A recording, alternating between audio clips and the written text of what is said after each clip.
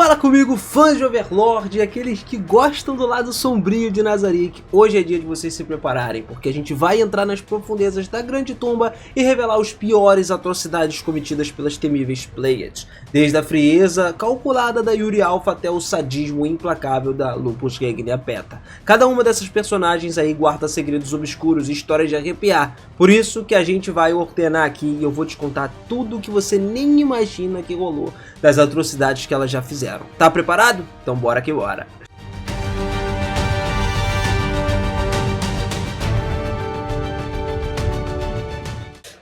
Fala, seus otakus! Beleza? Eu sou o Viras e sejam muito bem-vindos a mais um videozão aqui no canal, a mais um tour em Nazarick, né?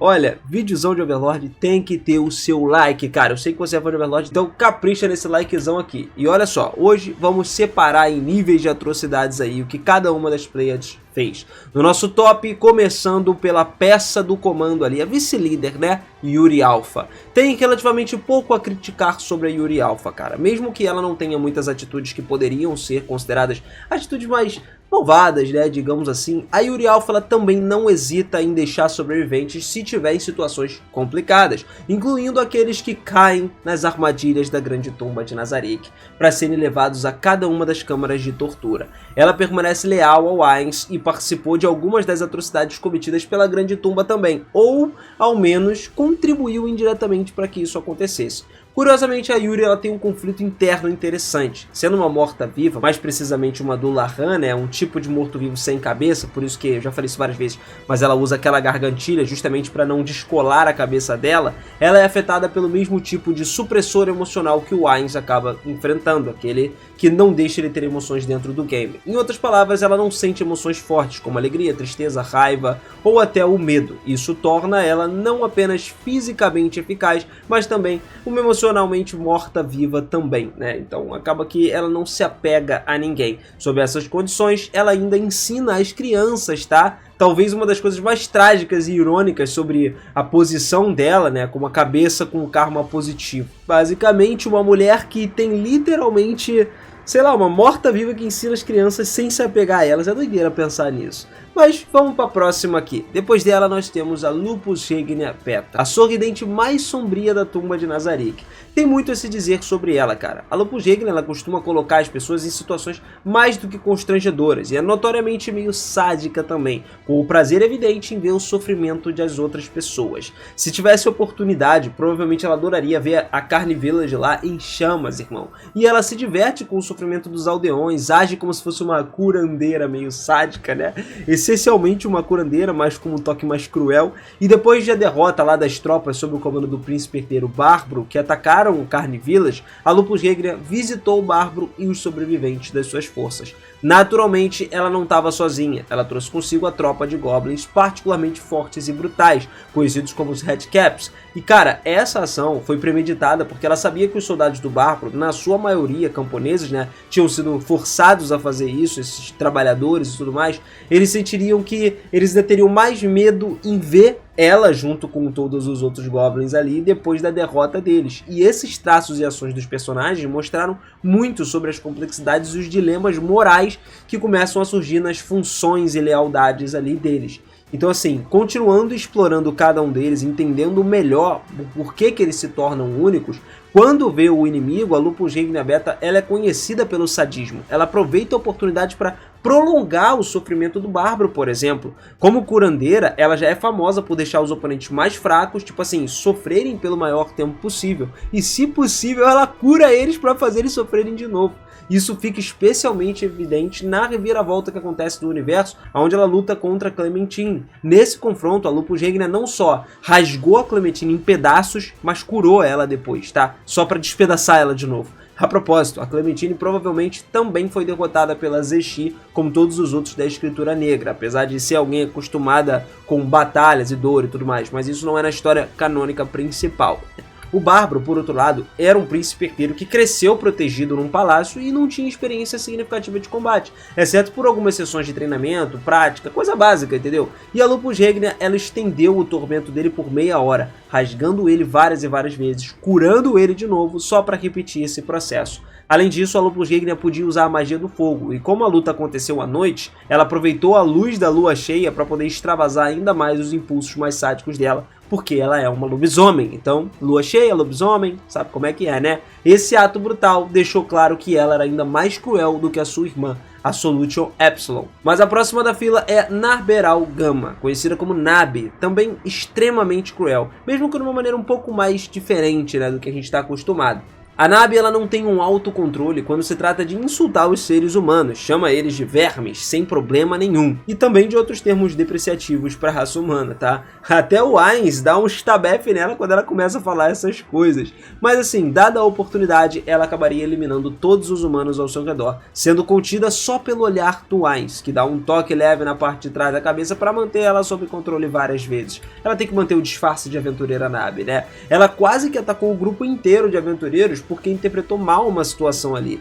E o momento mais maligno dela aconteceu quando ela ficou diante dos restos carbonizados de um outro aventureiro e começou a comentar, tipo assim, com desprezo, né, que até mesmo os insetos tinham um cheiro agradável quando queimados por um relâmpago. Então, assim, é pesado, mano. Ela ainda observou um pouquinho que o Ainz provavelmente sentiria esse aroma e haveria, cara, algo delicioso, né? Caprichoso ali.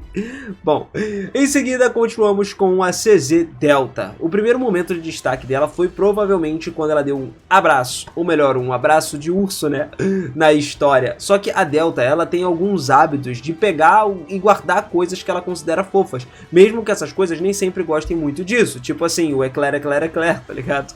E além desse abraço deluxe dela, né, que ela simplesmente agarra os outros, não tem muito mais o que comentar. Mas apesar disso, ela é uma peça dedicada e decora Nazarick com o entusiasmo que ela tem, até mesmo com adesivinhos fofinhos, né?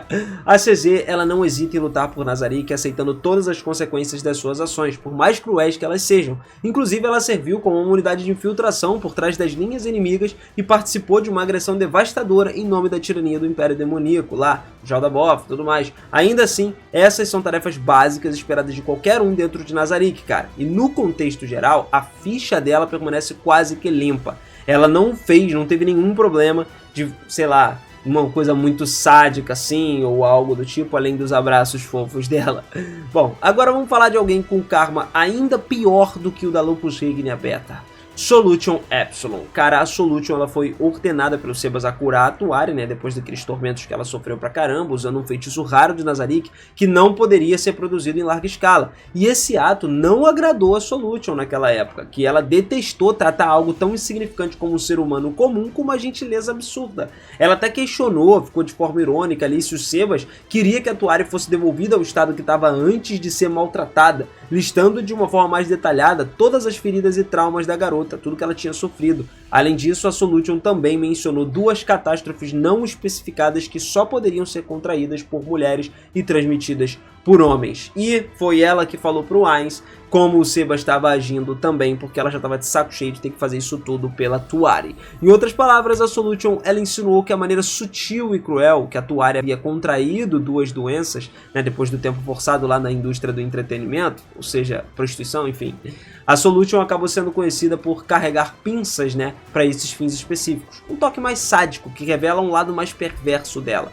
Esse nível de maldade coloca a Solution numa categoria totalmente diferente, porque, pô, como um NPC absolutamente leal à Grande Tumba de Nazarick, ela foi manipulada para dar o seu consentimento à eliminação das vidas. Duas crianças, inclusive, não nascidas, foram tiradas de dentro de mulheres, que seriam fruto do sofrimento da própria Tuari, e foi uma delas que perdeu um filho ali por causa disso. Só que não foi falado no anime. Então, assim, você já tá ligado, né? Tivemos alguns resquícios, mas é mais ou menos isso daí. Agora vamos falar sobre a última dos NPCs regulares aqui, né, das Pleiades, que é a Entoma Vasilissa Zeta. A Entoma, à primeira vista, parece uma jovem, uma pessoa companheira, aparentemente doce, modesta, que se encaixa praticamente em qualquer ambiente familiar. Só que não é bem assim, tá? Depois de uma inspeção um pouco mais detalhada, quando ela deixa cair a máscara, ó, já tô até arrepiado, já revela uma face de aranha monstruosa, com uma voz profundamente ameaçadora. Ela disfarça assim, meio que é da família dos insetos, né?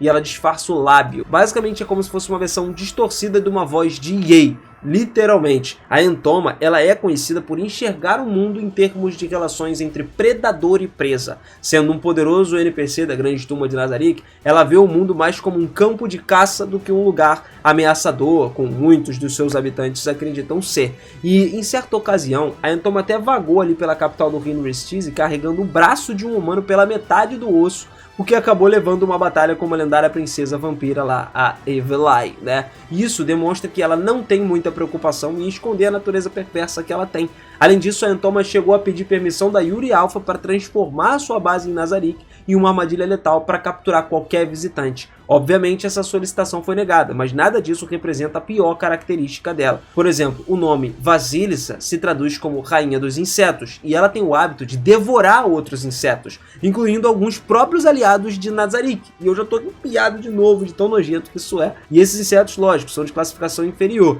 Isso é algo que incomoda muito aquele guardião baratão lá, porque a Entoma, ocasionalmente, ela sempre vai para lá para dentro da cúpula negra para poder comer pequenas, médias e até grandes baratas. Pois é muito curioso e nojento isso, né?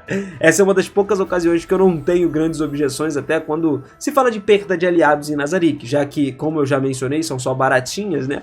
E também ela tem uma parte sádica dela que adora, mas adora roubar a voz das pessoas. Ela mata as pessoas para poder roubar essa voz e usar como sua, já que ela não tem uma voz de fato. Sem medo de matar ninguém e luta pra matar mesmo, não tem caô não. Com isso tudo acaba surgindo uma pergunta. E quanto à irmã mais nova de todas, a das Pleiades, né, que é a Aurelie Ômega? Cara, ela tem alguma característica maligna? Mano, não existe exatamente uma característica maligna nela. Alguns até podem interpretar essa ausência dela, né, falta dela aparecer na história e tal, como algo, sei lá, ruim, enfim, uma crítica, né, de forma negativa, por causa, tipo assim, ela usa a rede de teletransporte de Nazarick pra despistar o máximo possível dos grupos inimigos. Só que isso, galera, não é propriamente uma parada ruim, uma parada muito maligna, né, sendo só parte da estratégia defensiva de Nazarick. Portanto, até o momento a gente não tem nada de ruim para relatar sobre a Aurelie Ômega, né? Porque ela basicamente é o que defende, faz todos os portais e também defende o cajado da Ainz Oogon lá dentro da tumba de Nazarick. Mas eu espero que mais pra frente ela apareça um pouco mais e mostre um pouco mais do poder. Será que ela tem um lado sádico? Não tem? Infelizmente no momento a gente não tem como dizer. Com isso, a gente finaliza esse vídeo aqui, cara. Se você gostou, comenta aí o que você acha. Se você tem mais alguma coisa a acrescentar, algum momento mais épico e sádico dessas personagens aí que eu não tenha falado aqui pra gente trocar mais ideia. E qual é a sua preferida de todas essas que a gente falou?